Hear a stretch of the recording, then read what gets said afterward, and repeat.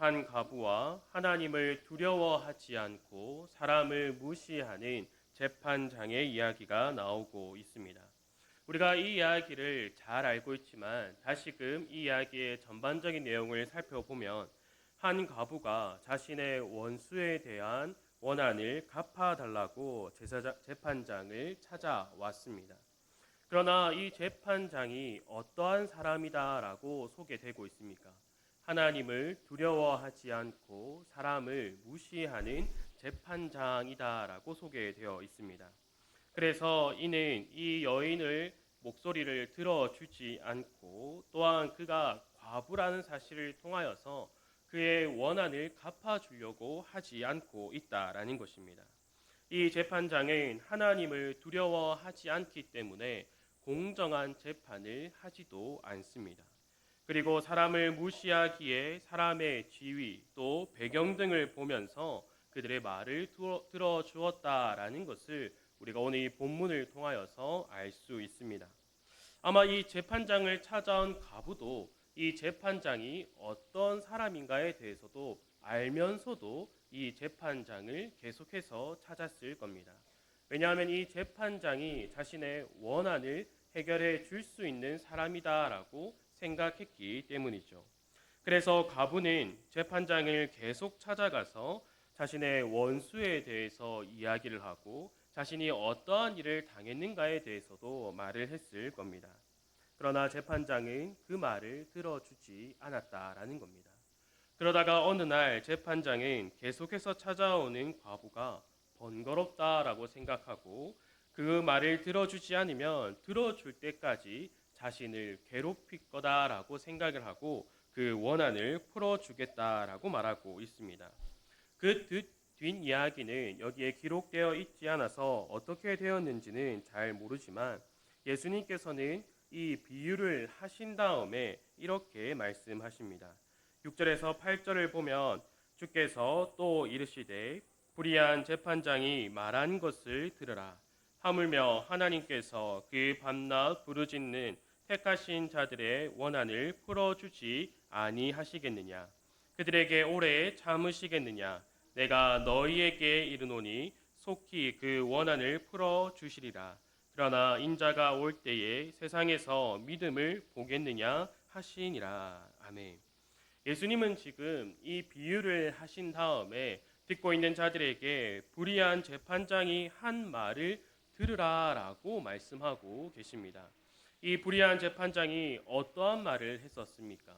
4절과 5절을 보면 내가 하나님을 두려워하지 않고 사람을 무시하나 이 가부가 나를 번거롭게 하니 내가 그 원한을 풀어주리라. 그렇지 아니하면 늘 와서 나를 괴롭게 하리라 라고 말하고 있습니다. 가부의 간절함이 자신에게는 번거로운 것이고 괴로운 것이라 그것을 들어주었다라고 말하고 있습니다. 불의한 재판장은 가부의 상황을 불쌍히 여겨 들여준 것이 아니라 간절함으로 인하여서 들어준 것인데 하물며 너희를 택하신 하나님께서 너희의 간절함을 보시고 그 기도를 들어주시지 않겠느냐라고 알려주는 말이 바로 이 본문의 내용입니다. 지금 예수님께서는 우리에게 우리가 항상 기도하고 낙심하지 말 것을 과부와 불의한 재판장의 비유를 통하여서 말씀해 주고 있습니다. 그래서 우리는 이 비유를 통하여서 단지 간절함이 우리에게 있어야 한다라는 것을 넘어서서 두 가지의 내용을 우리가 알아야 합니다. 첫 번째는 자신의 원한을 풀어주기까지 재판관에 찾아간 가부의 간절함과 같이 항상 우리가 더욱더 간절함을 가지고 있어야 한다라는 것이 첫째로 있어야 됩니다. 그리고 우리가 이것을 생각할 때에 그 간절함은 어디서 오는가에 대해서 분명하게 알아야 하는 것이죠. 아마 우리가 간절히 기도해야 한다라는 것을 모르는 분들은 아마 없을 겁니다. 기도를 간절히 해야 하는 것 다 알고 있습니다. 그러나 중요한 것은 간절한 기도를 해야 하는 것을 알고 있음에도 불구하고 간절히 기도하지 않는다라는 거죠. 왜냐하면 간절함이 우리에게서 나오는 것이 아니기 때문입니다. 간절한 기도라고 하며 무엇이 먼저 생각이 듭니까? 몇 번 기도했는가? 아니면 얼만큼 기도했는가? 얼마나 크게 기도했는가? 얼마나 유창한 기도를 하는가? 이러한 것들이 먼저 생각나지는 않습니까? 예수님께서 말씀하시는 간절한 기도는 이러한 것들이 아닙니다. 예수님께서 말씀하시는 간절함이란 영혼의 간절함에서 나오는 것입니다. 다른 종교에도 기도가 있습니다. 만약 어떤 행동이 간절함을 나타내는 거라고 한다면 저는 티베트 불교에서 하는 오체투지가 간절한 기도 방법이라고 생각을 합니다. 오체투지는 두 팔꿈치와 또 두 무릎 그리고 이마가 땅에 딱 붙도록 하는 기도 자세입니다. 제가 사진을 한번 준비했는데 이렇게 기도하는 게 티베트 불교에서 하는 오체투지입니다.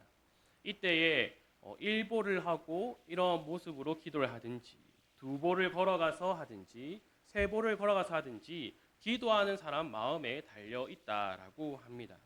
이렇게 지극정성으로 이러한 자세로서 기도하는 게 만약에 간절함이다라고 하면 아마 우리도 이러한 모습으로 기도를 해야겠지요.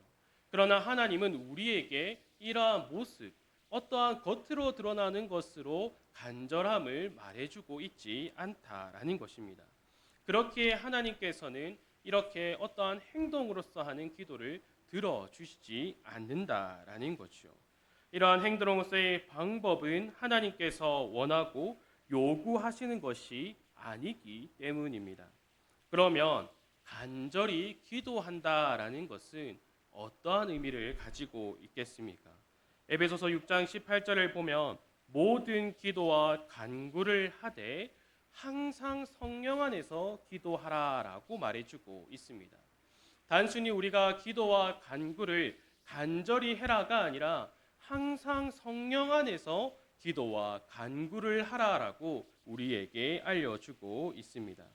그러면 성령 안에서 기도와 간구하는 것은 무엇을 의미하는 겁니까? 성령 안에서 기도와 간구를 한다라는 것은 내 뜻과 내 생각으로 기도하는 것이 아니다라는 것입니다. 성령 안에서 성령 하나님께서 가르쳐 주시는 대로 우리를 지도하시는 대로 기도하고 간구하는 것을 말하며 내 생각, 내 뜻을 버리고 하나님의 뜻에 일치하도록 하는 기도와 간구를 바로 간절한 기도라는 것을 말해주고 있습니다. 그러나 어떻습니까? 내 생각과 내 뜻을 버리기가 쉽습니까? 어렵습니까? 아마 어려울 겁니다. 쉬운 일이 아닙니다. 그러나 우리는 분명하게 내 생각과 내 뜻을 버려야 한다라는 것입니다. 만약에 우리가 내 생각과 내 뜻, 내가 원하는 것을 계속해서 붙잡고자 한다면 그것은 간절한 기도가 되지 않을 겁니다. 단순히 내가 얻고자 하는 것을 얻기 위해서 사용하는 수단이 될 뿐이죠. 하나님은 이러한 우리의 생각과 뜻을 버리도록 우리를 만들어 가십니다. 또한 하나님은 우리 스스로가 우리의 뜻과 우리의 생각을 버릴 수 없다라는 것을 우리보다 더 잘 아시기 때문에 우리에게 여러 가지 시험과 고난들을 허락하신다라는 거죠. 가나안에 들어가라는 하나님의 뜻에 순종하지 않고 자신들의 생각대로 가나안에 있는 족속들을 이기지 못할 것이라 생각한 이스라엘 백성들을 하나님은 40년 동안이나 더 광야 생활을 하게 만드십니다. 왜 그들에게 광야 생활을 하도록 만드셨습니까? 그들의 생각을 버리고 하나님의 뜻에 순종하며 하나님만을 의지할 수 있도록 만들어가기 위한 훈련으로서 그들에게 그 상황을 허락하셨다라는 겁니다. 또한 시편을 보면 나는 가난하고 궁핍하오나라는 고백들이 자주 등장하고 있습니다. 여기서 가난하고 궁핍하다라는 것은 내 삶이 내가 살아가는 것들이 궁핍하고 가난하다라고 고백하는 것이 아니라 내 영혼이 가난하고 궁핍하다라는 고백입니다. 왜 시편 기자가 이러한 고백을 하겠습니까? 자신의 생각과 자신의 뜻과 자신의 주장이 넘쳐났지만 하나님께서 그 모든 것들을 끊어버리게 한다라는 겁니다. 내가 의지하였던 것, 내가 믿었던 것, 내가 의지한 재물들, 내가 믿었던 사람들, 이러한 모든 것들을 다 끊게 하셔서 오직 하나님만을 바라볼 수 있도록 만들어 가시기 때문에 내 영혼은 가난하고 궁핍하오니 하나님 나의 간구를 들어주시고 또한 저는 오직 하나님만을 의지하겠습니다라는 고백이 나올 수 있도록 하나님께서 우리의 삶을 지도하여 주신다라는 겁니다. 내 생각, 내 뜻, 내가 의지하고 붙들었던 모든 것들을 버리도록 우리의 삶을 주관하시며 또한 우리를 지도하신다라는 사실을 우리는 우리의 삶 가운데서 분명하게 경험해야 한다라는 것이죠. 그때 우리 구주께서 우리 안에 보내신 성령 하나님께서 어떠한 일을 행하시고 계시겠습니까? 로마서 8장 26절과 27절을 우리 한번 다 같이 읽어보도록 하겠습니다. 시작. 이와 같이 성령도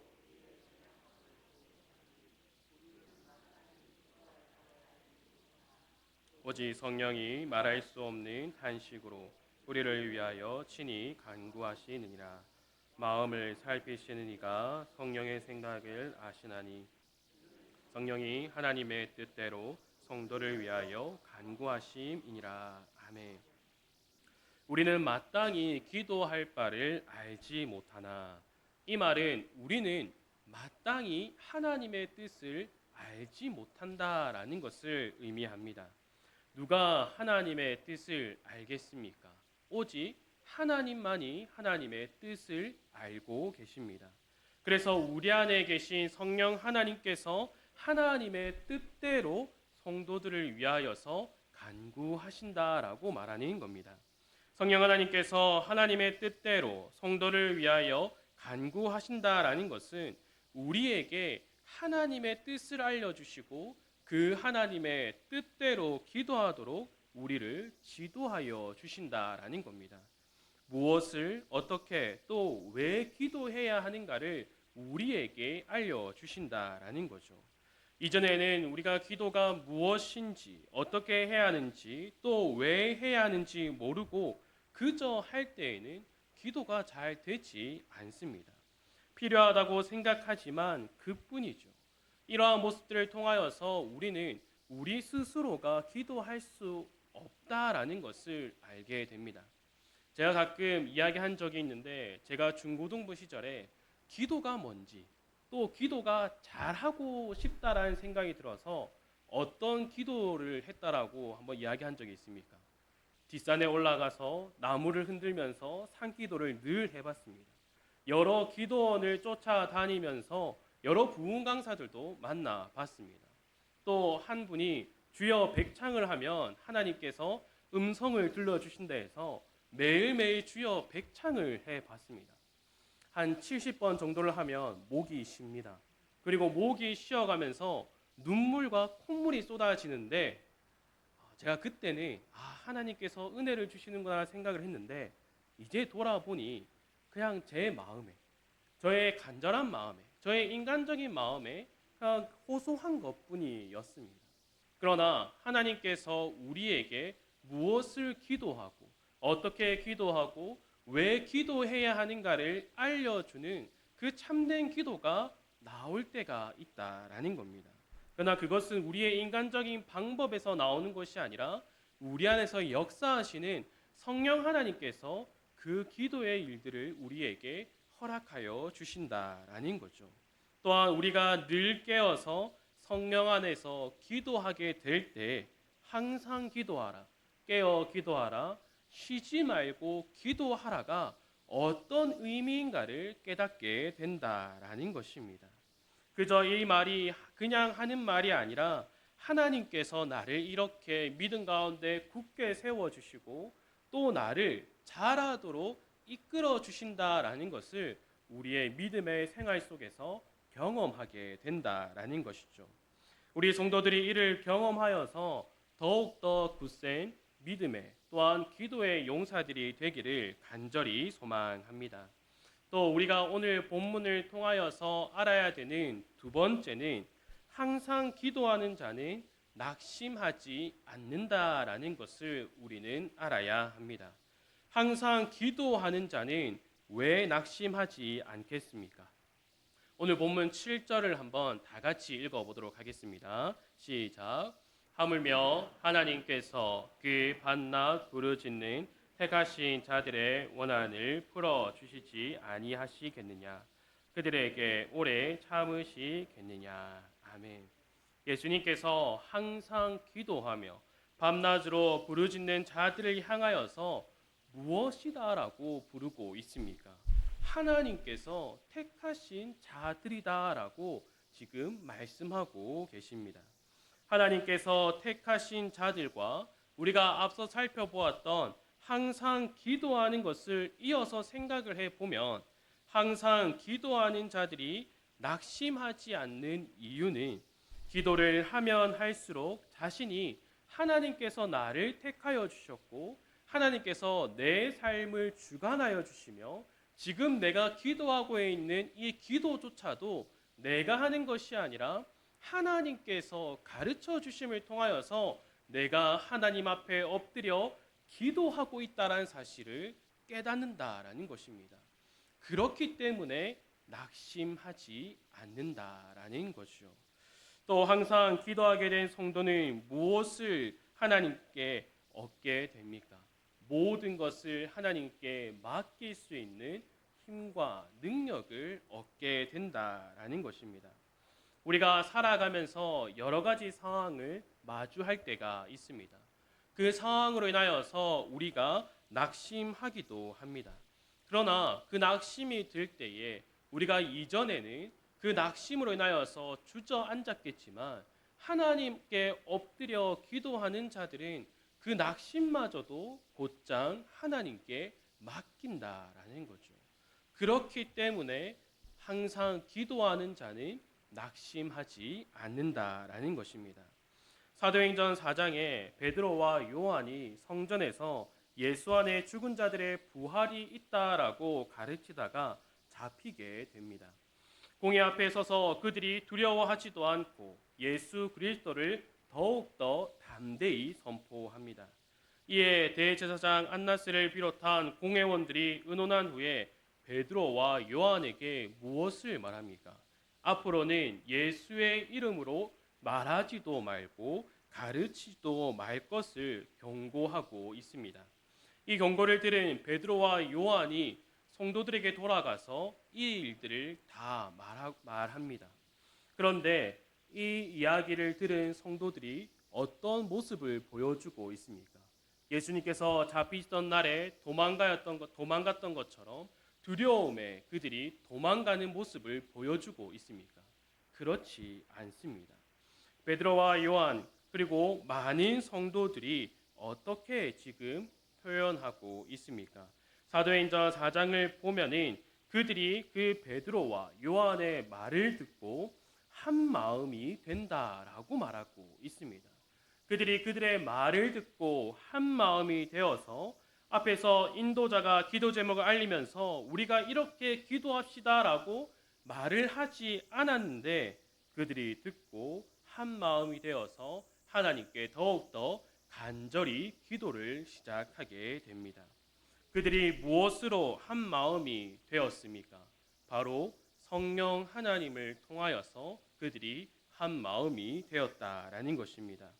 제사장들과 장로들의 경고가 있음에도 불구하고 그들에는 걱정과 근심과 낙심이 생긴 것이 아니라 성령 하나님께서 그들의 마음을 붙들어 주시고 그들의 마음을 하나 되게 해 주셨다라는 거죠. 그리고 그들에게 무엇을 기도해야 하는가를 알려주고 계신다라는 겁니다. 그래서 그들이 기도를 한 다음에 마지막에 어떻게 기도하고 있습니까? 30절을 보면 표적과 기사가 거룩한 종 예수의 이름으로 이루어지게 하옵소서라고 기도하고 있습니다. 제사장들과 장로들을 벌하여 주시옵소서라고 기도하고 끝을 내고 있지 않다라는 겁니다. 오히려 그들은 그리스도를 대적하고 못 박게 해달라고 소리쳤던 유대인들과 또 그리스도를 죽이도록 유대인들에게 넘긴 헤롯과 본디오 빌라도를 하나님께서 예정하신 뜻을 이루기 위하여서 사용하였다라고 고백하고 있습니다. 이러한 고백과 같이 지금과 이후에도 자신들에게 있을 위협 속에서도 오직 하나님의 말씀과 병든 자를 고치고 또한 이러한 표적과 기사가 일어날 때에 오직 예수 그리스도의 이름만이 나타나게 해달라고 기도하고 있다라는 겁니다. 지금 사도들과 성도들에게 있어서 제사장과 장로들의 위협 그리고 세상의 위협은 그들에게 낙심을 줄 수 없다라는 겁니다. 왜 그렇습니까? 그들이 기도하는 가운데에 분명하게 깨달았기 때문입니다. 그들에게 다가오는 이 위험마저도 하나님께서 주관하시고 이루어 가신다라는 것을 그들이 깨달았기 때문입니다. 그래서 그 모든 것들을 하나님께 맡기며 자신들의 모습들을 통하여서 예수 그리스도가 더욱더 밝히 드러나게 해달라고 기도하고 있다라는 거죠. 이렇게 기도한 이들을 향하여서 누가는 무리가 다 성령 충만하였더라 라고 말해주고 있습니다. 그들은 그들의 말로 그들의 지혜로 기도하고 있는 것이 아니라 성령 하나님께서 그들을 한 마음이 되게 하시고 그들에게 무엇을 기도해야 하는지를 알려주고 계십니다. 그러니 그들의 마음은 낙심이 아니라 더욱더 그들의 마음이 굳건해지며 담대하며 또한 힘써 하나님의 말씀을 복음을 그리고 예수 그리스도를 전하게 됩니다. 이 모습이 바로 항상 기도하는 자는 낙심하지 않게 된다라는 모습입니다. 또 하나님께서는 자신이 택한 백성을 이렇게 기도하는 자로 낙심하지 않는 자로 만들어 가시는 분이다라는 것을 예수님께서 이 비유를 통하여서 우리에게 알려주고 있고 있습니다. 주 안의 사랑하는 성도 여러분, 하나님께서 여러분을 택하시고 여러분의 하나님의 거룩한 백성인 성도로 부르셨다라는 것을 믿습니까? 만약에 여러분들이 그것을 담대히 믿는다면 하나님께서는 여러분을 항상 기도하는 자로 지도하여 주실 겁니다. 그리고 또 세상의 위협과 삶의 고됨으로 낙심하지 않게 기도하도록 우리를 지도하여 주실 겁니다. 그러면 우리는 무엇을 해야 합니까? 그 하나님의 지도하심에 모든 것을 맡겨야 한다라는 것입니다. 그 말씀에 순종하여서 모든 것을 맡김으로 성령 안에서 더욱더 기도에 힘쓰는 우리 모든 성도들이 되기를 간절히 소망합니다. 함께 기도하도록 하겠습니다. 하나님 아버지 감사합니다. 우리의 믿음을 더욱더 굳건하게 만들어가 주시기를 간절히 원합니다. 우리가 항상 기도할 수 있도록 우리를 지도하여 주시고 또한 우리가 항상 기도함을 통하여서 우리 속에 있는 세상에 대한 염려 또한 세상을 향한 걱정과 두려움이 다 사라지며 또한 이러한 모든 것을 하나님께 다 맡기며 살아갈 수 있도록 붙들어 주시옵소서. 항상 기도하는 자로 우리를 더욱더 굳게 세워주시고 간절히 바라는 것은 성령 하나님을 통하여서 그 성령 안에서 함께 기도하며 한 마음 한 뜻이 되어서 하나님의 그 뜻을 함께 알아가며 함께 자라가는 우리 모든 성도들이 될 수 있도록 우리의 삶을 지도하여 주시기를 간절히 원하며 이 모든 것 예수님의 이름으로 기도드립니다. 아멘.